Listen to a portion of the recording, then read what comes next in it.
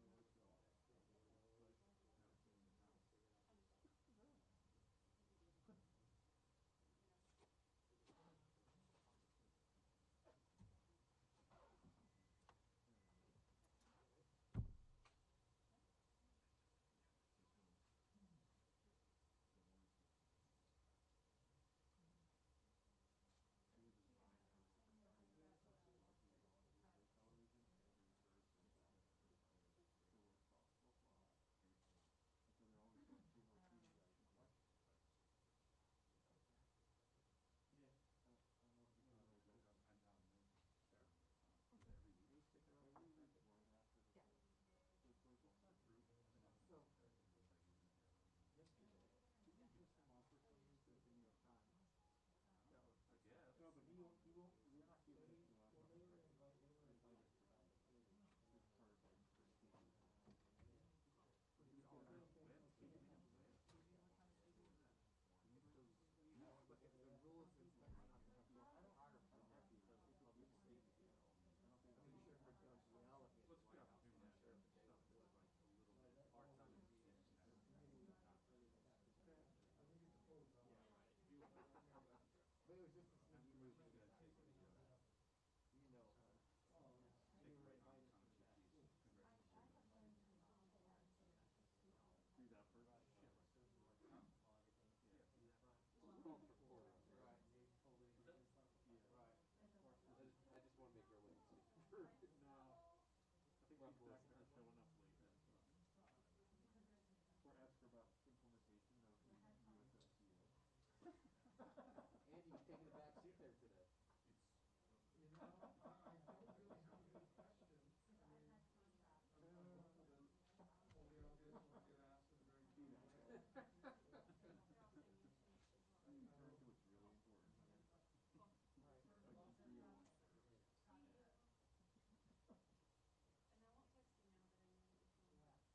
you're coming back. I know, right? Did you go back and look at that old deck page? No, I just took your word for it. I looked at it the other day and I thought it was junk, but Yeah, I think they don't, 538 doesn't put them on their So website heads like up, they're she's real. walking into the green room now. is that right? Or, I mean, they don't put that. Heads up, she's walking in momentarily.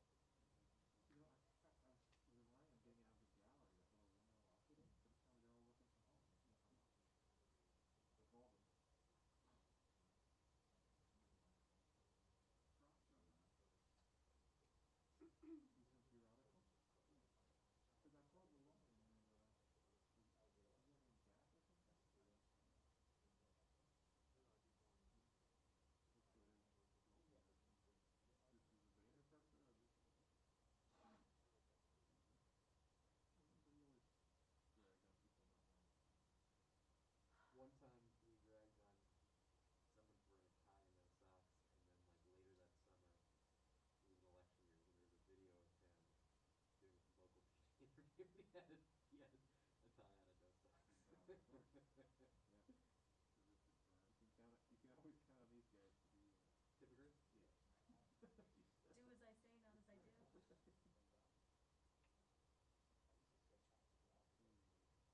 Nothing escaped that dude's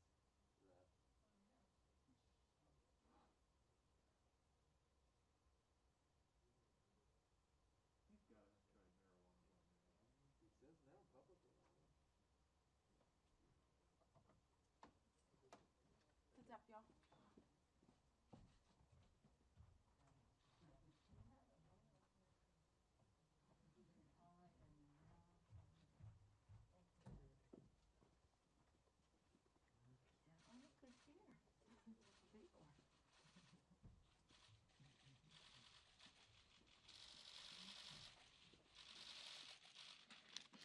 Good morning, everyone.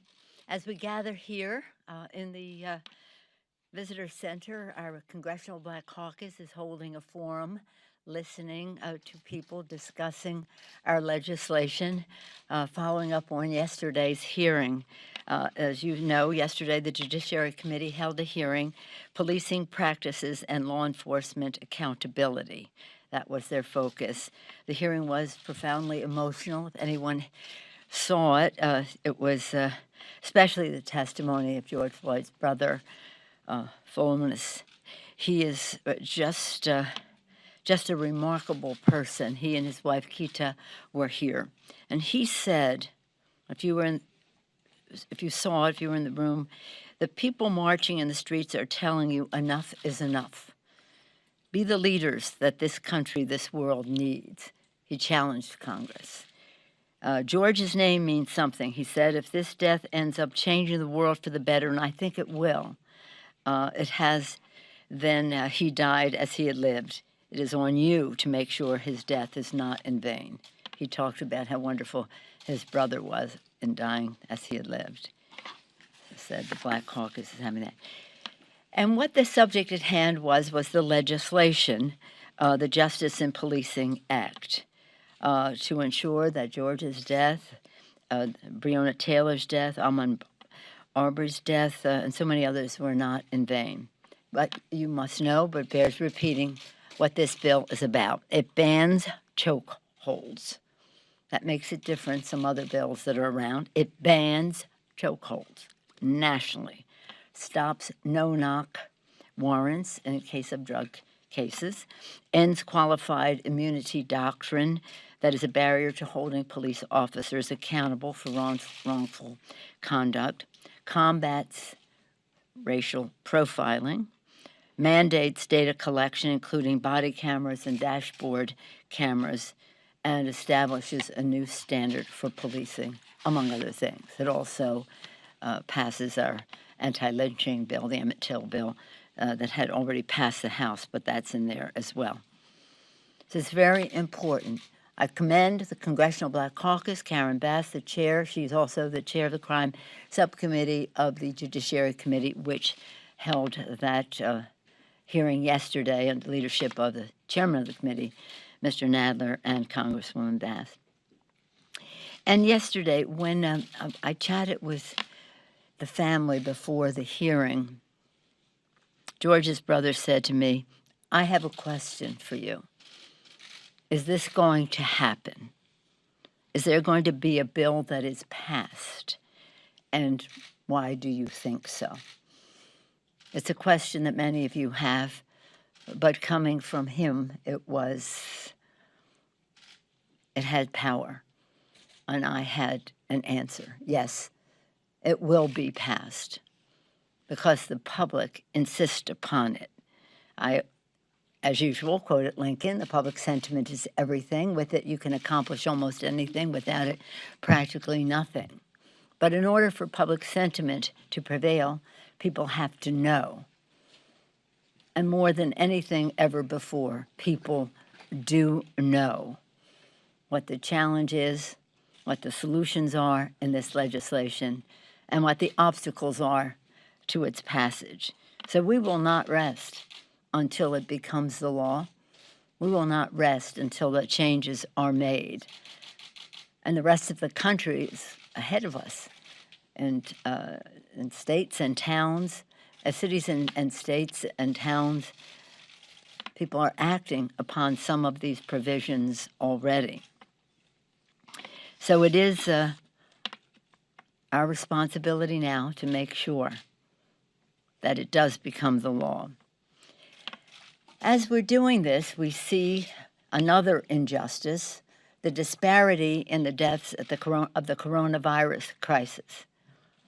It is so sad that people of color have a disproportionate share of the deaths in this crisis. And there's a reason for that, because we do not have a strategic plan executed by the executive branch for testing, tracing, treating, social distancing, to identify the size of the problem, those who are infected, so that we can treat them and conquer the virus.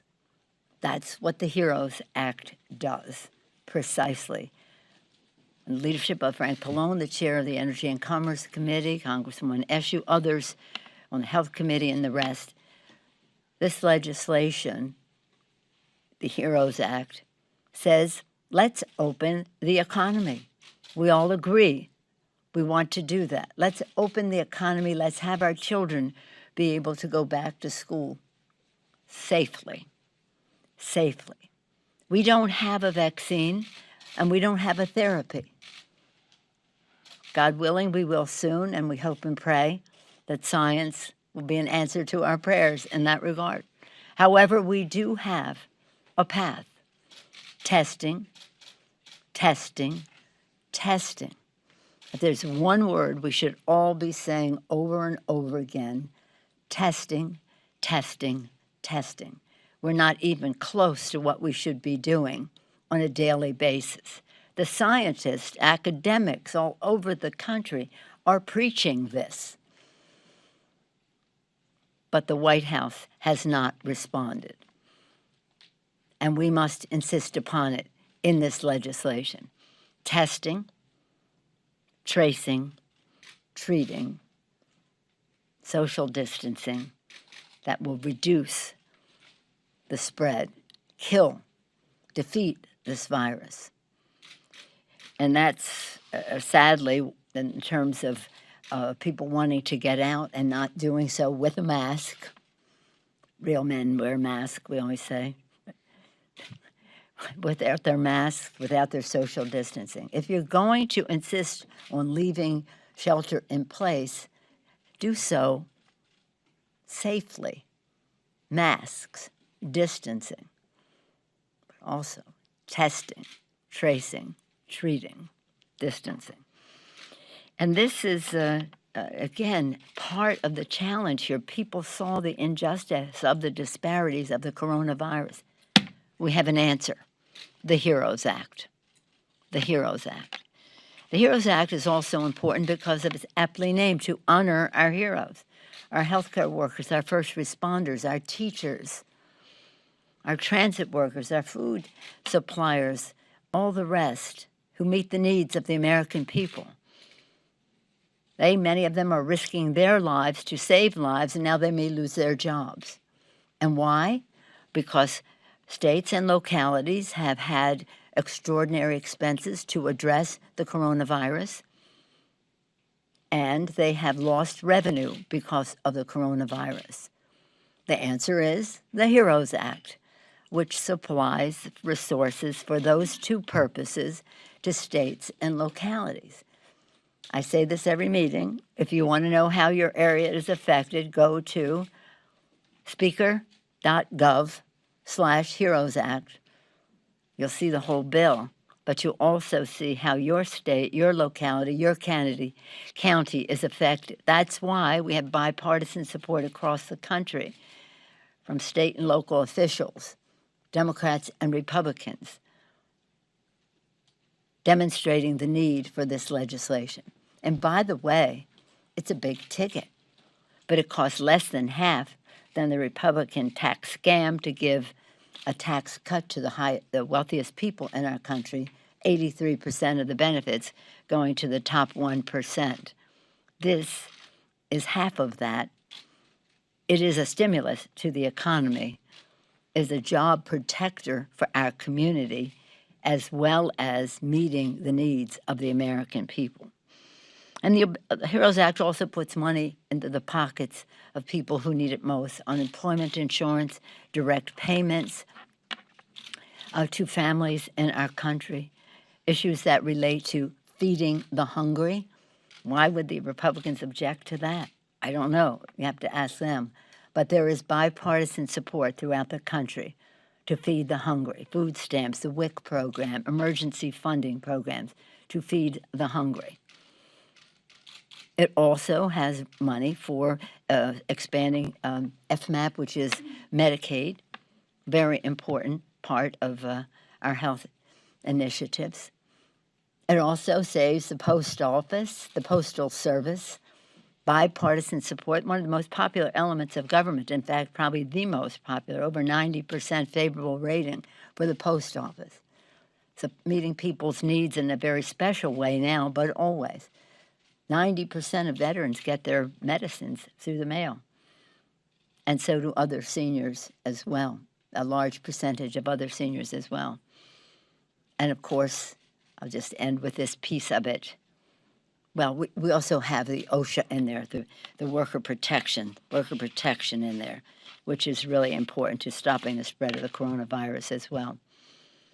We also have in there something that relates to our most fundamental principle of our democracy, voting. Voting. $3.6 billion in the bill, less than 0.1% of the whole bill, for voting, for voting by mail. It's something that has, again, bipartisan support across the country, bipartisan support among secretaries of state across the country.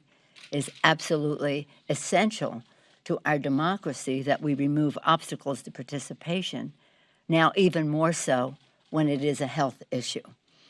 And I want to dwell on that for a moment. What we saw in Georgia the other day was shameful.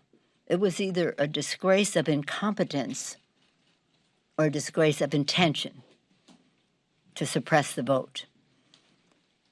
Time, it's all about time, the time it takes you to vote, 4, 5, 6 hours or more. In certain neighborhoods, 20 minutes or so, or less, in other neighborhoods. Really requires careful scrutiny because it looks like part of a pattern on the part of some to suppress the vote. And some have even admitted it. And some, you've probably seen some statements. But it is also a prelude to what could happen in November, because we see it as a pattern of suppressing the vote, misinterpreting the vote. And so we have to protect the vote, protect it leading up to the elections, protect it on the day of the elections, and protect the count of the vote so that every vote is counted as cast, as cast. We see, as I say, manipulation of it in the social media. We always saw social media manipulation in terms of the peaceful demonstrations by those who would exploit that situation from outside the country, some inside the country as well. So manipulation of the social media, obstacles to participation, suppression of the vote, all part of the Republican playbook, all part of the Republican playbook, because they're afraid of the voters. They're afraid of the vote. And we must inoculate against the actions that are predictable that they may take, and we got a picture of that in Georgia just a couple of days ago. So,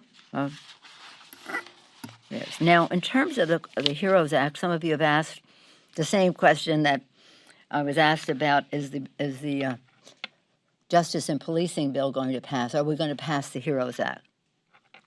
More and more we're hearing, this is from Secretary Mnuchin just this week, I think we're going to seriously look at whether we want to do more direct money to stimulate the economy. He went on to say, I definitely think we're going to need another bipartisan legislation to put more money into the economy. In addition to that, we've heard from the Fed that the Fed has said again and again that we need more money in the economy and that we as legislators have a responsibility to tax and to spend in a way that grows the economy. So they changed their tune. At first they were not going to do anything. Chairman Powell reiterated his statement this week when he said the key thing people need to understand is that there's just a lot of work to do in the labor market. We're going to stick with this and support that until the work is done. I think it may require Congress to help as well. He went on to say unemployment is historically high, he said during a news conference Wednesday, that would be yesterday. My assumption is that there will be a significant chunk, well into the millions of people, who don't get their jobs back, who don't get to go back to their old job. And there may not be a job in that industry for them for some time. Further, elected officials have the power to tax and spend and to make decisions about where we are as a society. They should direct our collective resources.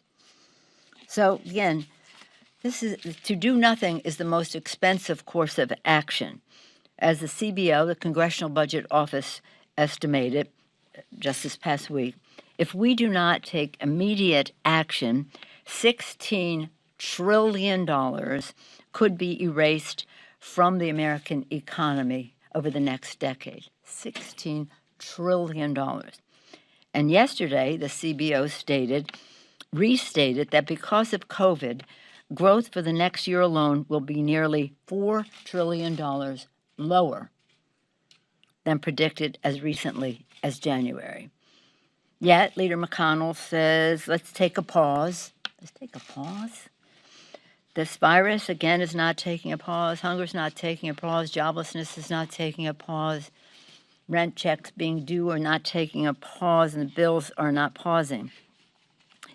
Okay, so again, during this precarious time, COVID-19 continues to rage. Racial injustice makes this deadly. We cannot pause.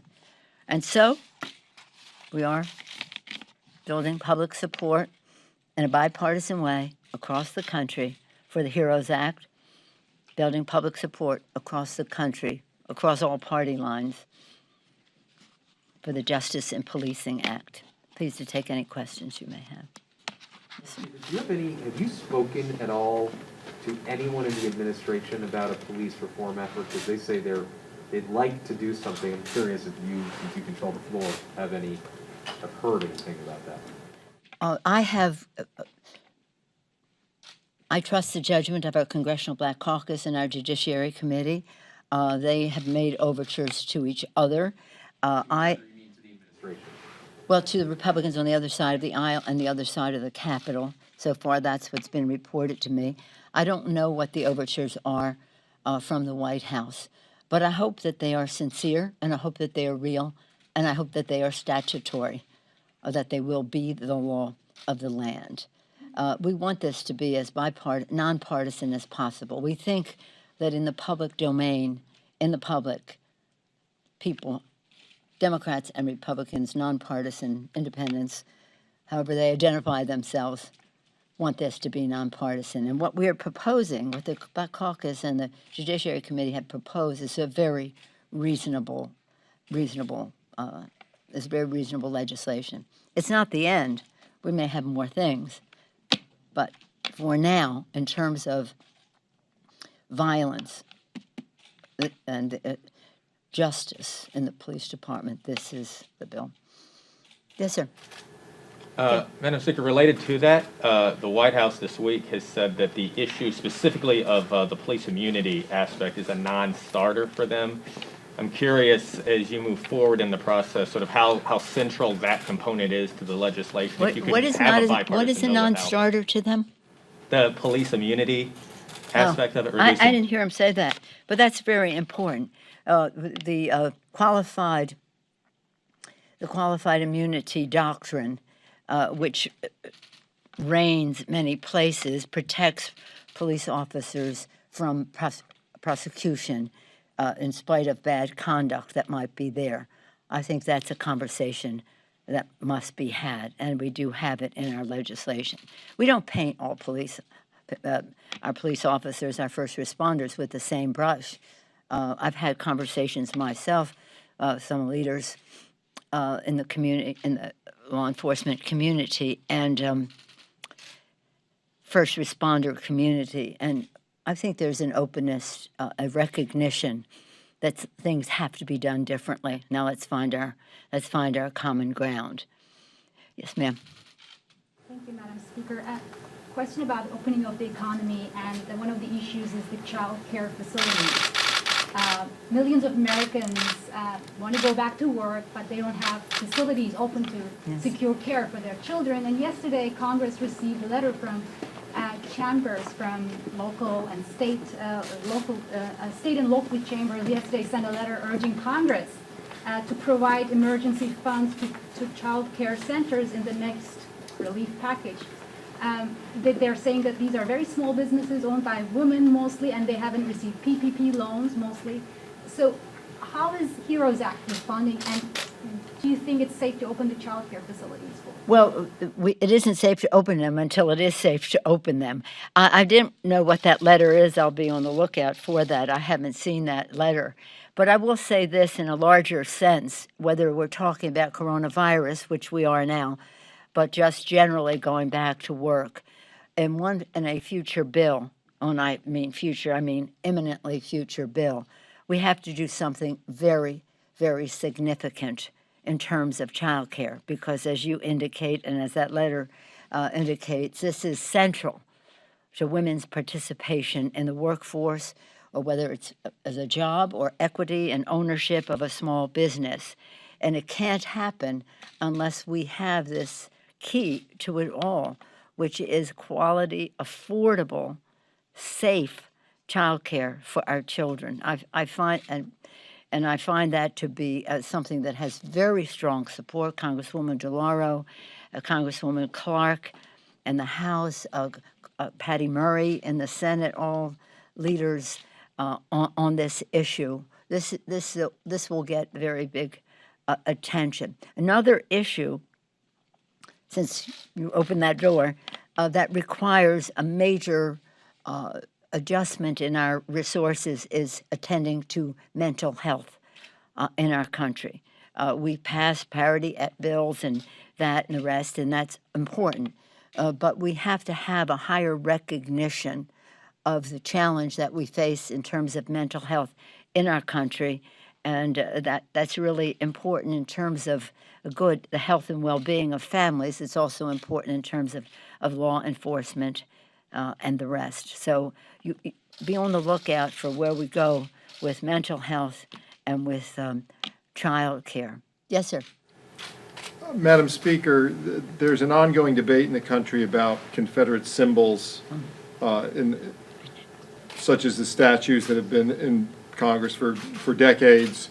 It says something to the durability of those symbols in the Capitol, that they're still here despite you being Speaker twice. And yesterday you announced you're going to try to have them moved. Over in the Senate side, the Armed Services Committee says, or has issued, or their bill would force the renaming of Confederate or bases named after Confederate generals. Can you talk about this phenomenon and whether or not your defense authorization bill will contain comparable language, and will you force it through a veto threat if necessary? The Senate piece you're talking about is their bill that takes them out in 3 years. Okay. Let me just say that when I was Speaker, I did do what I had the authority to do, which was to relegate Robert E. Lee to the crypt. And I could move things around. I couldn't actually take them out. That requires something else. And that's why I wrote the letter yesterday, or a couple of days ago, June 10th, yesterday, about Stevens. Just, can you imagine Jefferson Davis, Alexander Stevens, treason? They committed treason against the United States of America, and their statues are still here because their states put them here. So that's why I wrote to Chairman Blunt, chair of the Rules Committee, and the chair of our House Administration Committee, which is the equivalent committee, Zoe Lofgren. And I particularly talked about Alexander Stevens because these are his words. The infamous words of Stevens makes it clear today, as they did in 1861, the aims of the Confederacy. It has come in his cornerstone speech, and he says, Stevens asserted that the prevailing ideas relied upon by our founders included the assumption of the equality of man. He goes on to say, this is wrong. And then he goes on from there. You can see my letter and see what he says and see why he has to come out of the Capitol. Now, we do have, I do believe that the committees have the jurisdiction to move these statues, but we also have legislation. Barbara Lee and Benny Thompson, the chair of Homeland Security Committee, and Barbara Lee, the senior member of Appropriations Committee, member of our House Democratic leadership, they have legislation that would get rid of, well, we have 11 of them that we have our eye on. But it may take legislation or action by the Rule Committee. Believe me, if I had more authority, we would have fewer of those statutes around. The question you asked about the Armed Services Committee relates to the names of the military bases, correct? You're not talking about statues in the House, yeah. So we'll see. That may require legislation. But I want to tell you something. The American people know these names have to go. These names are white supremacists that said terrible things about our country. This is like over 100 years after World War II. Some of these names were given to these bases, and you listen to who they are and what they said, and then you have the president make a case as to why a base should be named for them. He seems to be the only person left who doesn't get it. But then again, so I don't know if it will be in the bill. We may have freestanding, may combine with statues in the Capitol. I don't know, because that will be up to the makers of the motion to suggest how they would like to proceed. But these names have to go from these bases, and these statues have to go from the Capitol. Yes, ma'am. Madam Speaker, have you heard back from Senator Blunt to follow up on his question? Has Senator Blunt had any conversation or correspondence with you? No, but I think he's spoken in the public domain and saying it's up to the states. But it may be up to the states to send it here, but it's not up to the states where it might be. And we cannot have these statues in that place. Now, as I said earlier, public sentiment is everything. This is a perfect time for us to move those statues, because other times people may think, oh, who cares? I never go there anyway. They all look alike to me. They're all these white men there. On the other hand, that's what I think. On the other hand, this might be, the timing might be just right. Yes, ma'am. Now come to you. Oh, well, two. Okay. Have you, One more woman, and then Paul. have you and Leader McConnell made any progress on naming a chair to the Congressional Oversight Commission? Do you plan to release any names of people in consideration for that role? Yes. When? Yes, we've made progress. Well, I thought that was a yes or no. Oh, so now you have a follow-up question. When? Hopefully soon. I think it will be imminent. Yeah. So thank you for your question. To follow up on their questions, do you have the power yourself then to move Alexander Stephens, Jefferson Davis from Statuary Hall into some dark corner of the Capitol, the visitor center, a faraway spot? And if so, will you do so? Well, we'll see.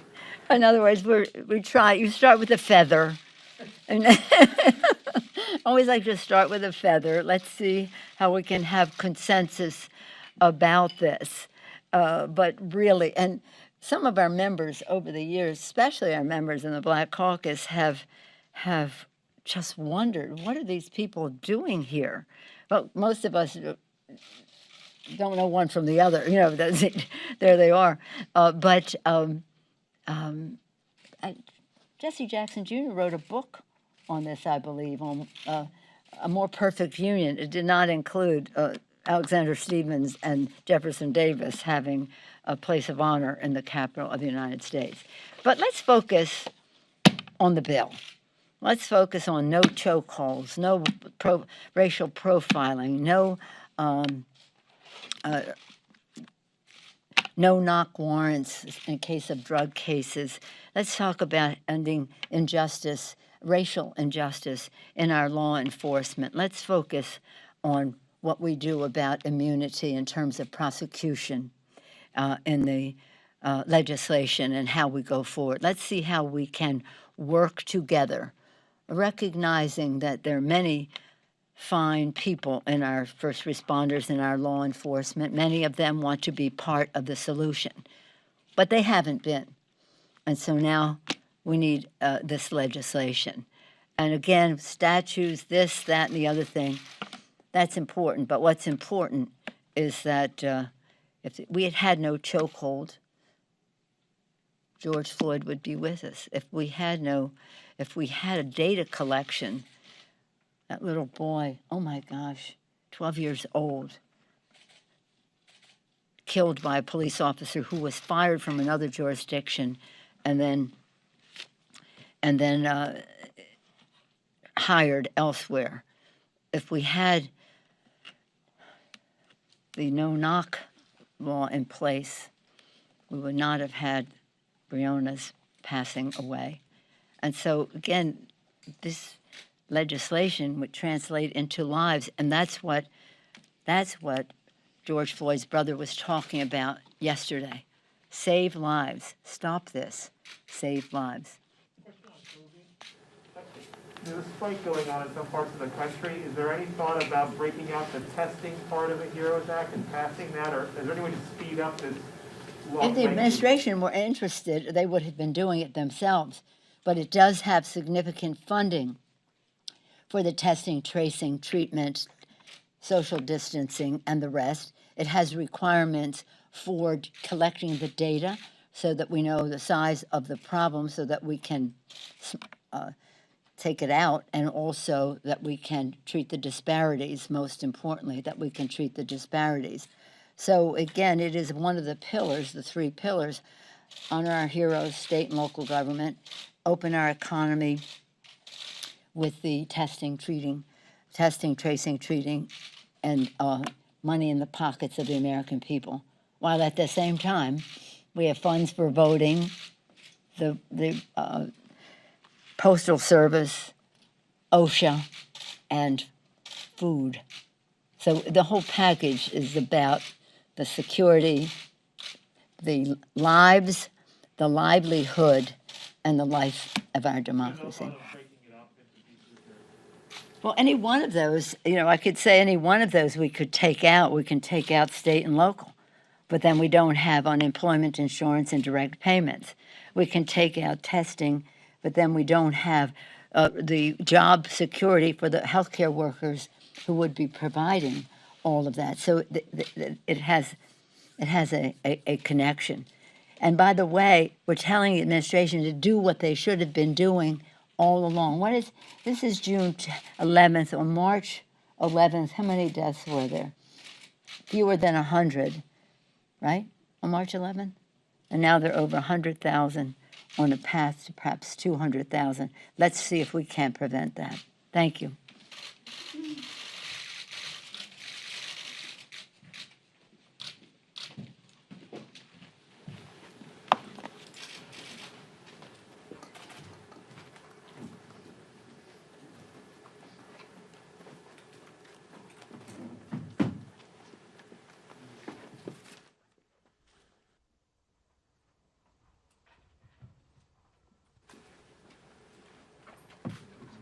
The answer to your question is yes.